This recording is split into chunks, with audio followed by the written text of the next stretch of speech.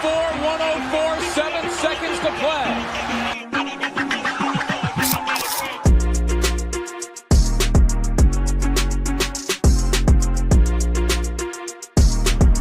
We're going to be talking basketball.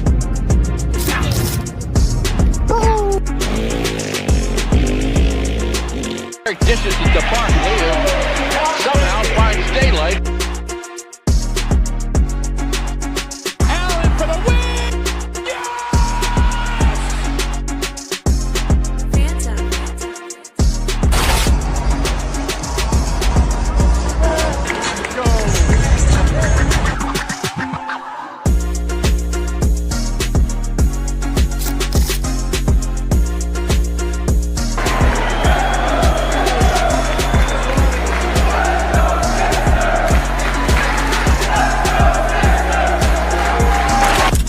You are now listening to the 302 Birds Sixers Postgame Show with Dennis and KJ McCoy. Proudly powered by TickPick. Let's take it to the show.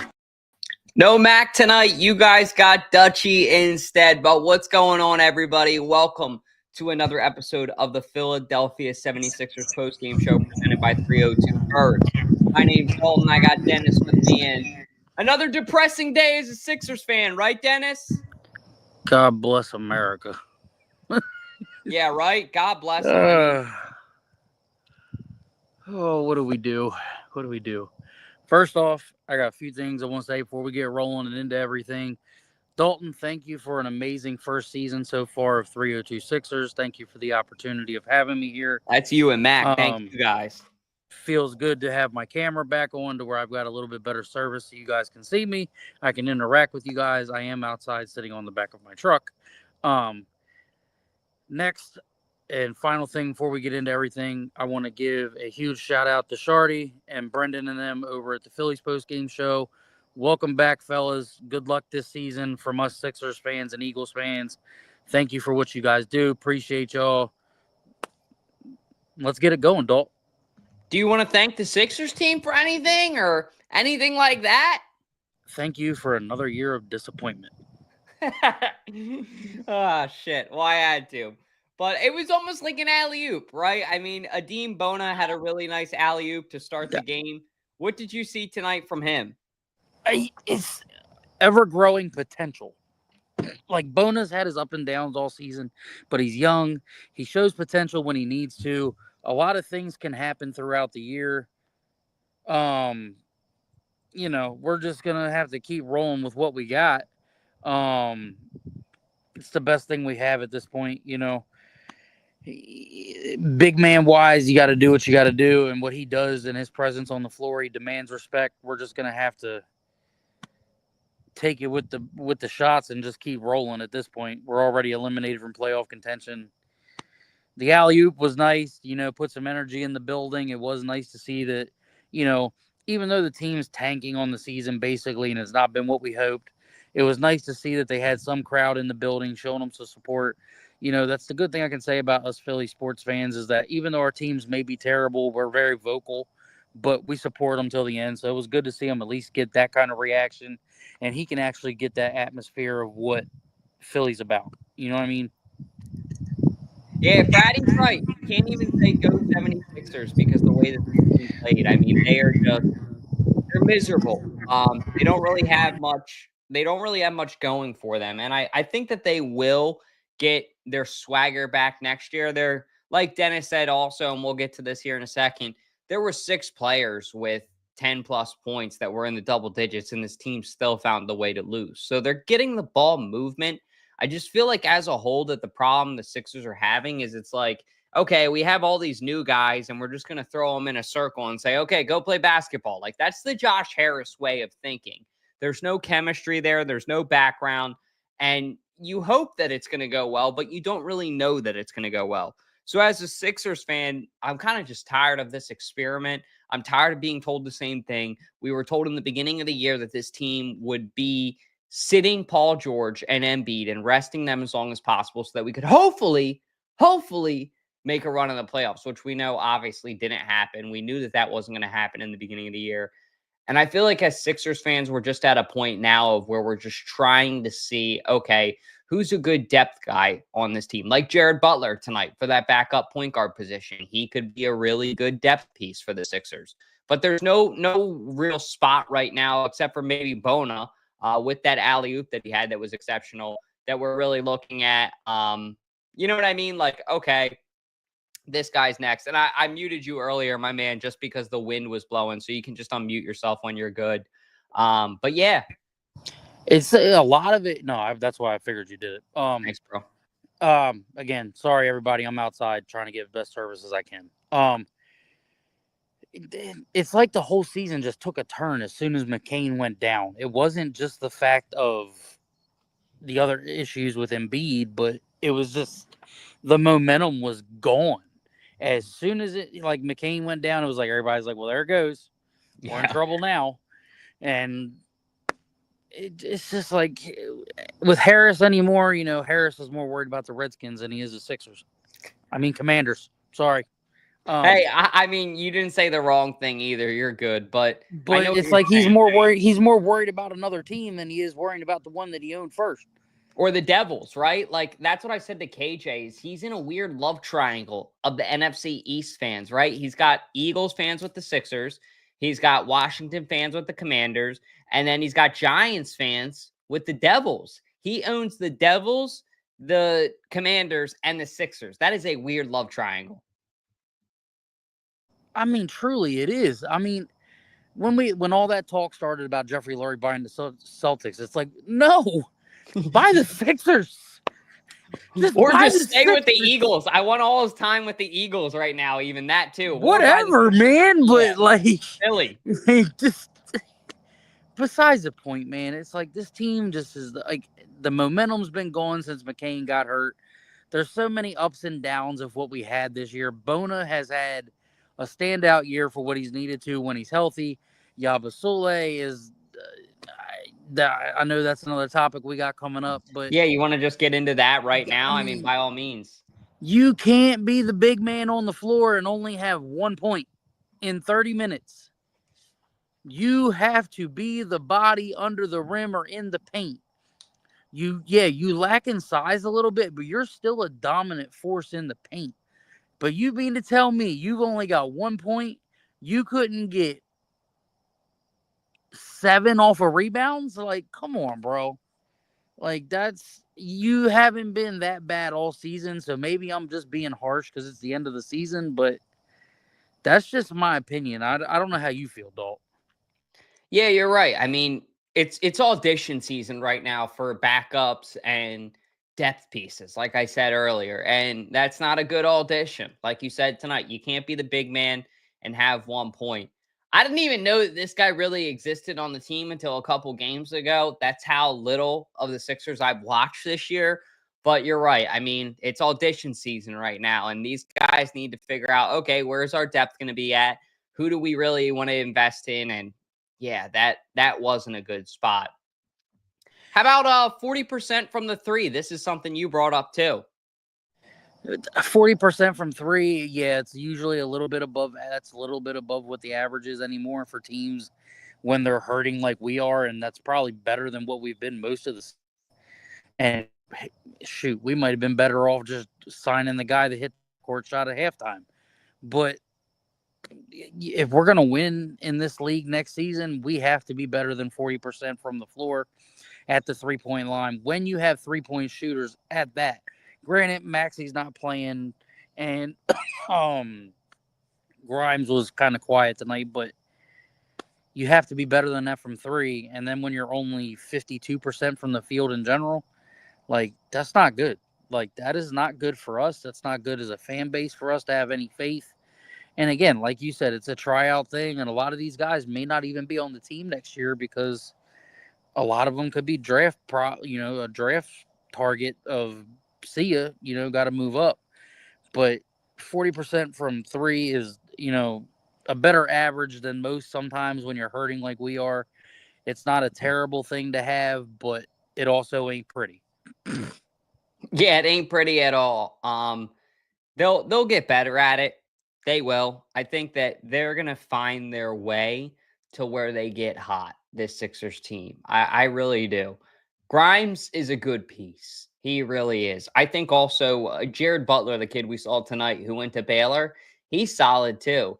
He had a pretty solid. Was he 4 for 4 for 3 tonight, if I'm not mistaken? I believe that's what I saw. I don't have the stat line in front of me. Yeah, I But think off the top of my head. So apologize if I'm wrong, guys, in the chat.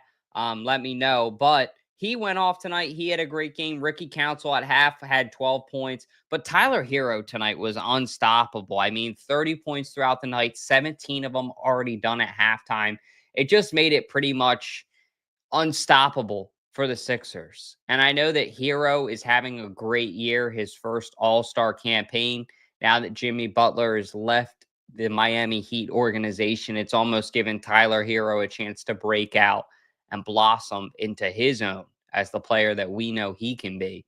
But I feel like for the Sixers right now, they're just at a point of where anyone and everyone is going to walk all over them. Like I said earlier, when you have all these guys, I was impressed with their performance tonight. I know that a lot of people would say that they wouldn't have been, but there were flashes. And that's why I say that. It wasn't one or two flashes. There were a couple flashes throughout the game where you're like, oh, okay, this guy's a depth piece. Or, oh, okay, we could try to go off of this or make something out of this. And it just feels like we know where we're at with the Sixers, and we're just kind of trying to see, like, okay, who's got dignity, who's got gas left in the tank, who still cares, because those are the guys that you really want on your team. It's funny because none of the main guys are out there, meaning Paul George, Embiid, and Maxey, and obviously I know injury happened, but it's just kind of crazy of how this whole season has crumbled out for Philadelphia 76ers fans, because the city of brotherly love we thought would be giving us a lot more love come May, come April, once we got to the NBA playoffs. At least that's what we've been told. And now Butler was 4 for 4, by the way. chaos. What were you saying? Butler was 4 for 4. Yeah, he had a great night. Sorry, didn't mean to cut you off. Oh, you're all good, bro. You're all good. But yeah, he looked solid. And I just think it's a cluster of chemistry chaos. And I think hopefully next year we'll see betterment. But I mean, if there was one guy that you would say based off of tonight that you think should be on the team next year, Dennis, who would you say?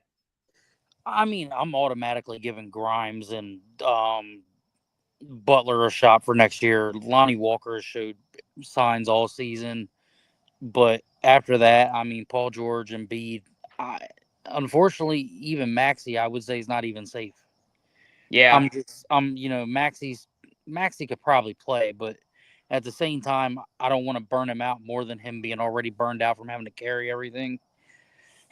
So maybe putting Maxey up there is a little harsh, but at the same time, look, man, you're paid to play. If you're healthy enough that you can play, then play. At least me and you, we were kids. You're younger than I am, but we were kids. I was young at one point. You know what I mean? Like that 12 to 14-year-old me was the one, looking forward to seeing certain players play. And you got certain kids that want to see them play, and just like Embiid. You keep doing this dumb stuff and people want to see you play and they're excited. And then, oh, look, he's not playing. And then it's like, well, why did I buy my tickets? Yeah, you hit the nail on the head with that. It's true. It is a business. When people spend their hard-earned money to come see a certain player or throughout the season want to see a certain player, it's okay to get injured. That's not what Dennis is saying, guys. But he's saying consistently over time, it shouldn't be about sitting just because your team sucks and your team is tanking. There's no legacy in that. There's no pride in that. That's not what sports are about. So hopefully the Sixers organization and players start to realize that. I'm not saying I want the Sixers to go out and try to win the last 8 games. Don't get me wrong. We still need that draft pick, not for nothing, right? But I do think that they need to consider, okay, where do we want to go at after this? Like you said, nobody's safe, not even Maxey. I would say, I don't want them to, win every game here the rest of the way out, but I would like to see them, excuse me. You're good. I would like to see them at least win the last one. Just go out on a high note, man. Don't go out with a losing game. You know what I mean? Yep. Come back with a high note. You know what I mean? At least y'all can say, hey, at least we didn't lose the last one. We got something we can build off of. Everybody will come back healthy in the fall, and we'll go from there. At that point, then let's just support everybody else and let's just keep moving. You know what I mean? But at this point, it's just stay healthy as you can and get through the rest of the season. You got 8 left, 7 left, whatever it is. Yeah. Just play with a little bit of dignity. Try to find some more chemistry. Tonight was a good spot in the right direction, and this is one of the reasons why I said I liked what I saw tonight from the Sixers. When you have 6 players with double digits, that just speaks to, okay, we're getting good ball movement. We're using good chemistry. We understand each other. Assists are happening, and they really just got the ball around efficiently tonight. Unfortunately, their defense wasn't enough for Tyler Hero. But I think as a Sixers fan, if I'm looking at this, I'm looking at this team going, okay, there's a lot of younger guys here that can be a 2, a 3.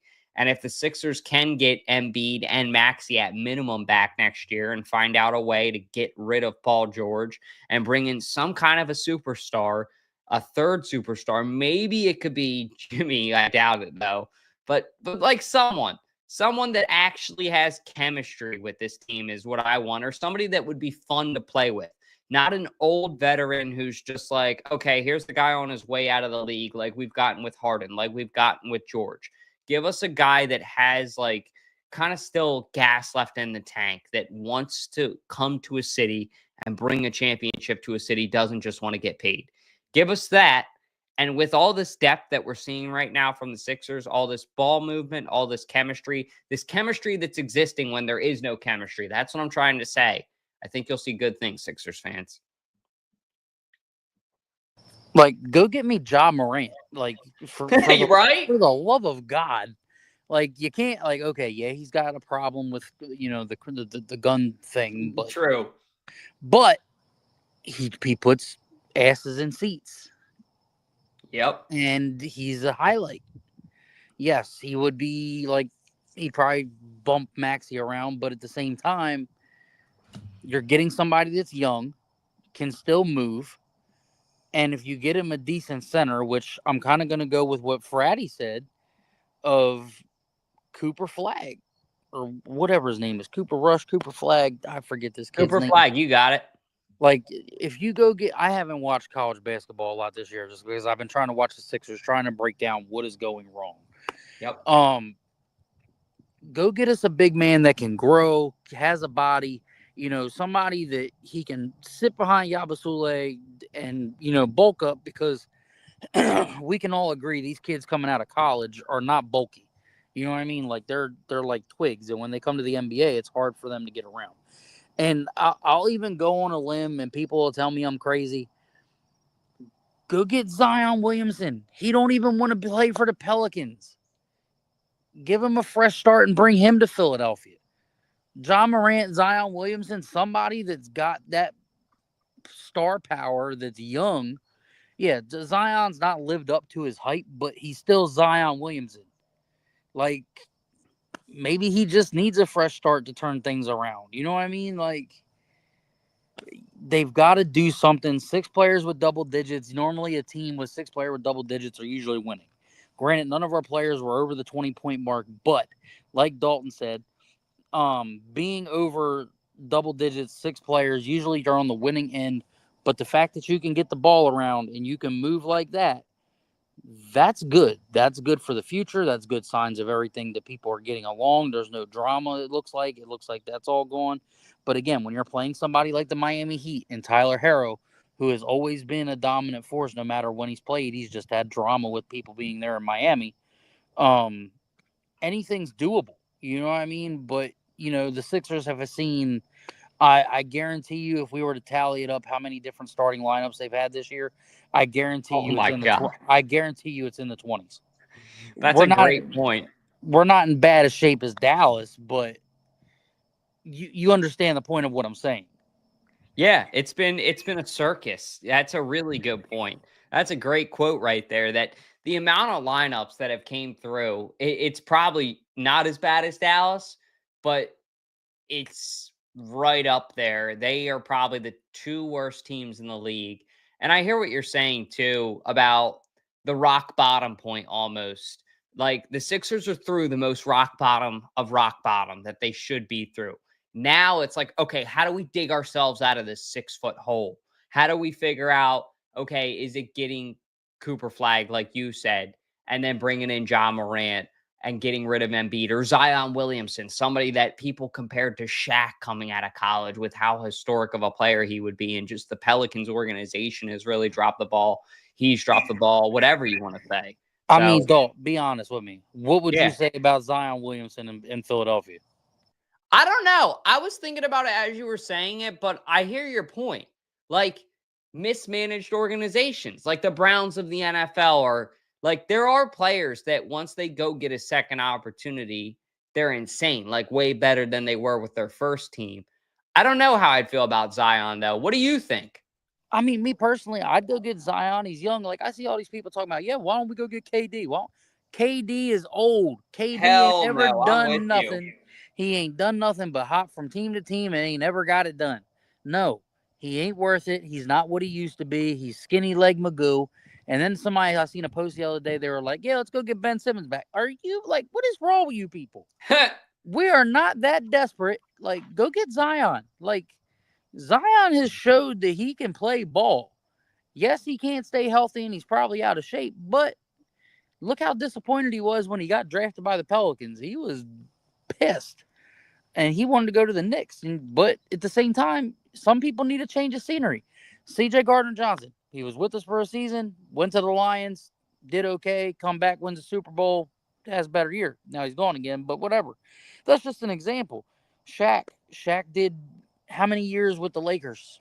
Him and Kobe had one problem and he was gone, goes to Miami, wins a championship in Miami. Like, it happens everywhere. What if that's the missing key? Yeah. Again, look at it. Look at, again, not to compare football into basketball, but Saquon left the Giants, comes to the Sixers, takes them to the finals. It's the same scenario. You're talking. It's the missing pieces of the puzzle. The same thing that we heard them say all season long. You got to find the right pieces of the puzzle. And how long have we dealt with? Oh, he's the process. You got to trust the process. Maybe that process is not the process. Yeah, the Sixers need a risk, a good risk, where they can buy low and sell high. Kind of like, okay, where can we find a guy that's like, we could mold? You know what I mean? Like you're saying with Zion, we can mold. Oh, I know where they can save money. I know. Get rid of the dog and bring back hip hop. I'm sorry. It was there. I'm sorry. It was there.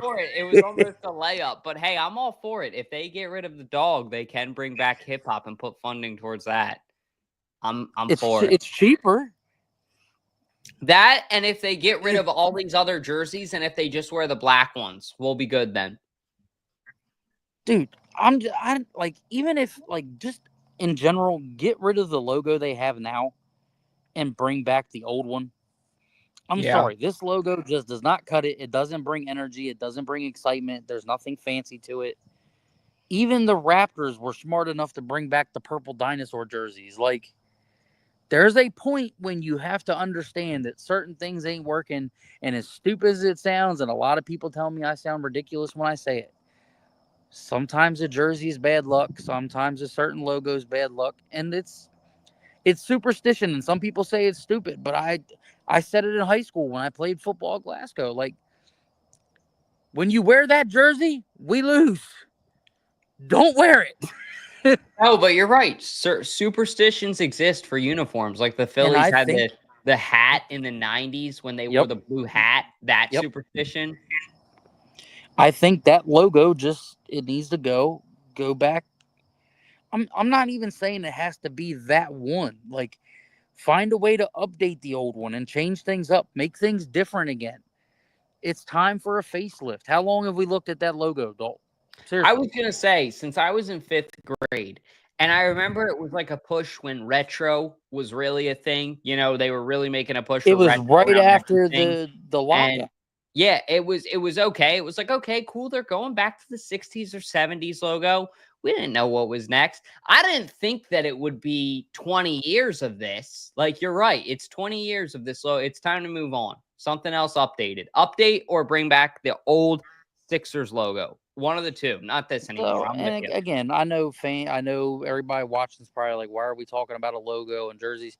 Again, we're just thinking of things different that, you know, maybe could change the excitement and bring enthusiasm back to the teams. You know what I mean? It's not that we're trying to talk bad or come up with random things to talk about. We're just shooting things at the moon to get y'all's opinion. You know, this show doesn't happen without Dalt.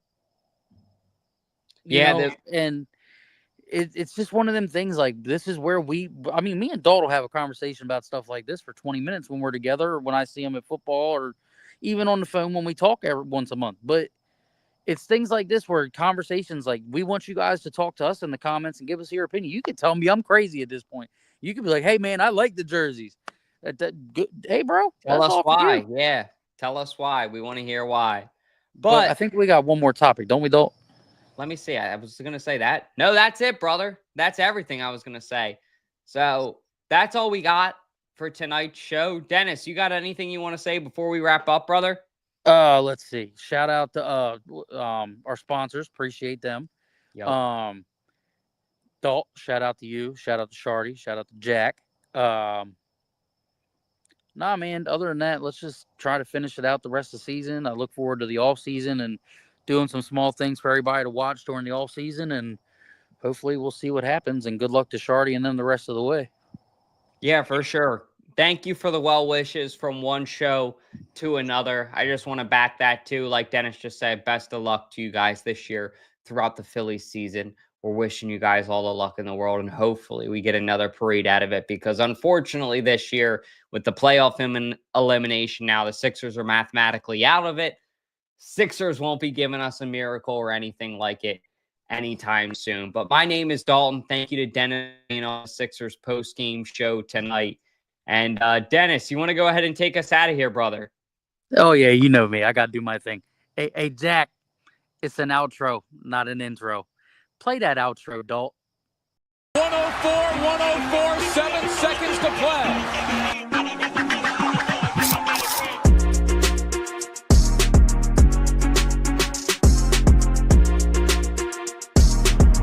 We're going to be talking basketball.